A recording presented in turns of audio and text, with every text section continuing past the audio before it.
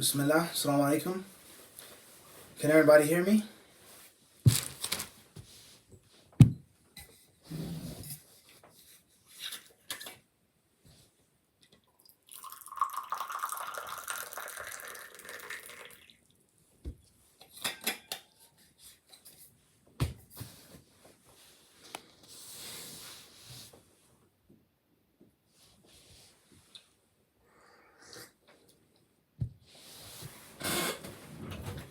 Inshallah, the sound is good.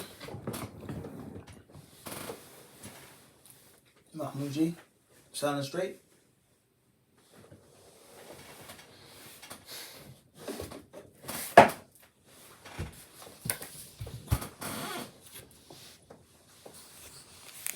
All right, Jazakallah khairan. Thank you very much, Lady Khadija.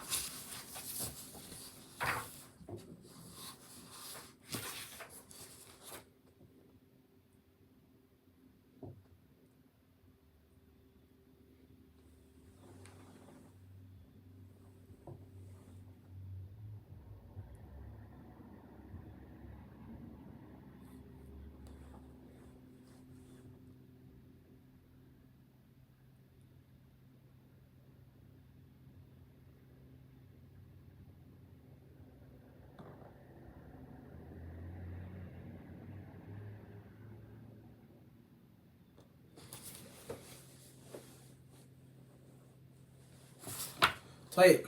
Bismillah ar-Rahman ar-Rahim. First question has come from initials MB, Marietta, Georgia. Assalamu alaikum, Sheikh. How do you balance between the saying, if you want to know the mistakes of your teacher, sit with someone else? Not sure exactly what the wording was. Jazakallah khairan. People have different teachers and in different levels of teachers. This is my main sheikh, and this is a auxiliary sheikh. I sit with him on the side, or he teaches me this specific class. But this is my mentor. You understand?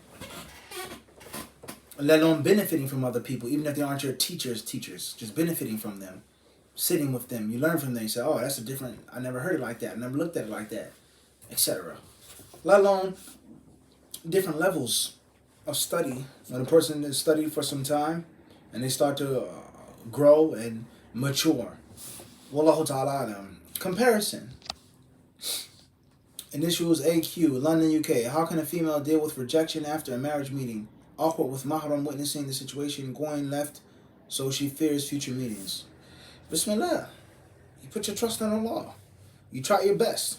You seek Allah's bounty. That's all you can do. Everybody gets rejected. Everybody gets told no at one point in time in their life. It's part of life. Learn from it, benefit from it, you keep moving.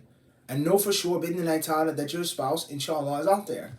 He's out there. Just keep looking, keep searching, keep making dua. And that's all you can do. That's all you can do, right? Try to bring the best that you can to the table. Make yourself the best that you can, the best that you can be. And that's all you can do. Bidnillah, there's no need to stress over it or get caught up in that. Wallahu alam. MN, Alexandria, Virginia. Assalamu alaikum, Mufti. Can you speak on the importance of having some money while seeking knowledge? Wa alaikum salam wa barakatuh. Inshallah ta'ala, I believe we spoke on that. About working and self-sufficiency. And at the same time being patient and being patient upon poverty. Wallahu ta'ala alam.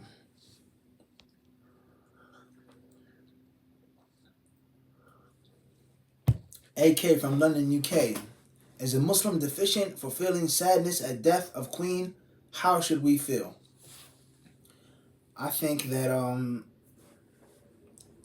to an extent, that's like a human function. That's like natural.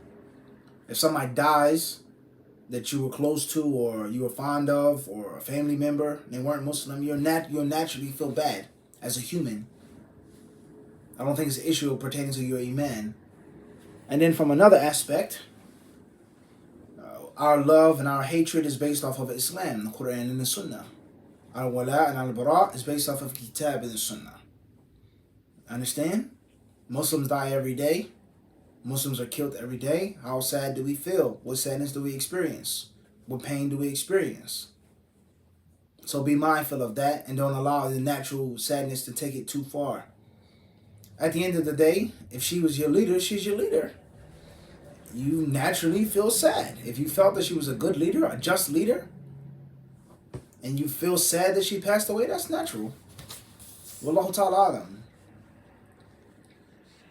OR, Springfield, Virginia. Assalamu alaikum. Warahmatullahi wabarakatuh, Mufti. If someone considers living in the West as Dar al-Harb or Dar al-Kufr, is it permissible for one to gamble at a casino if the probability of losing is statistically low? If so, what should be done with the winnings? To give context here, there are some games that are affected by previous events. For example, a game of blackjacks contains six decks of 52 cards.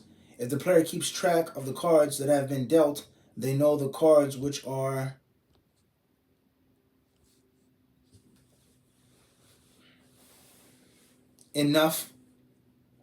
which are left. The player is skilled enough to know when the probability is in the favor of the player as opposed to the casino, etc.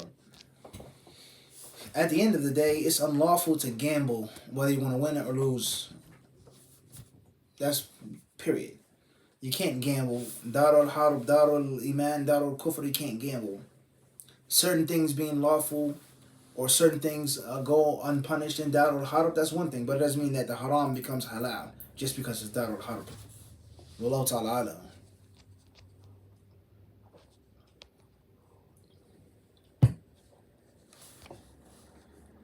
MG Atlanta, Georgia. What is good lesson plan for side studies outside of the main studies? It depends on how much you're trying to study, how much time you have. Lesson plans have their benefit, and sometimes lesson plans can get in the way. A person is too structured. A person is too formal. So, balance, like we said, structure, system, with a little bit of random wildness. Don't be too rigid, too stuck to the script, too much by the book. What's important is, don't put too much on your plate. Build up your momentum, build up your rhythm, gain your confidence. Put something under your belt first before you start adding other studies outside from the main things. You may not be able to focus on more than one thing. Your time may not be, you may not have enough free time, etc. Wallahu alam.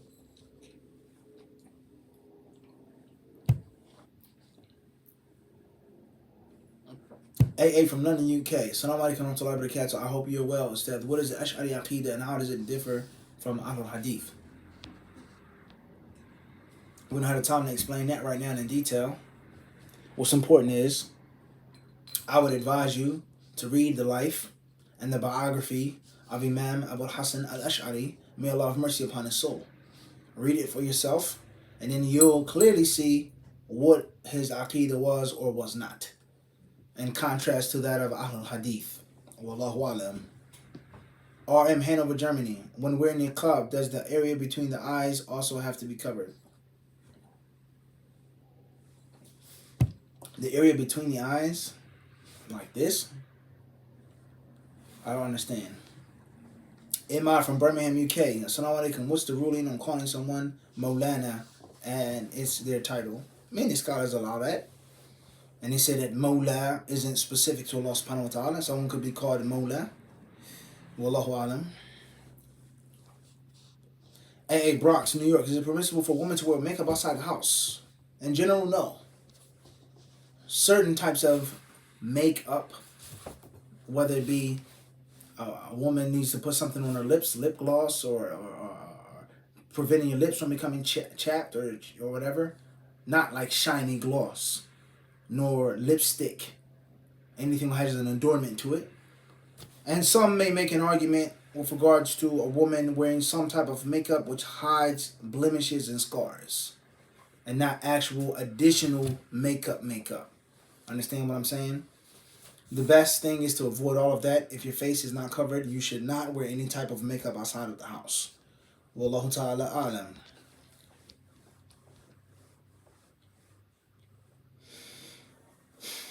ZA from Queens, New York. Assalamu alaikum. When does the time for Maghrib and Isha expire? Jazakallah khairan. Maghrib expires roughly an hour and 20 or an hour and 30 minutes after it comes in. When the brightness in the sky goes away and the full darkness comes. As far as Salat al-Isha, then the scholars, they differ on that. And perhaps the correct view is that Salat al-Isha goes out when Salat al-Fajr comes in. Wallahu ta'ala alam. Khair inshallah ta'ala. We'll stop here today. Jazakumullah khairan. May Allah bless each and every one of you. Inshallah. Until the next class. Assalamu alaikum wa rahmatullahi wa barakatuh.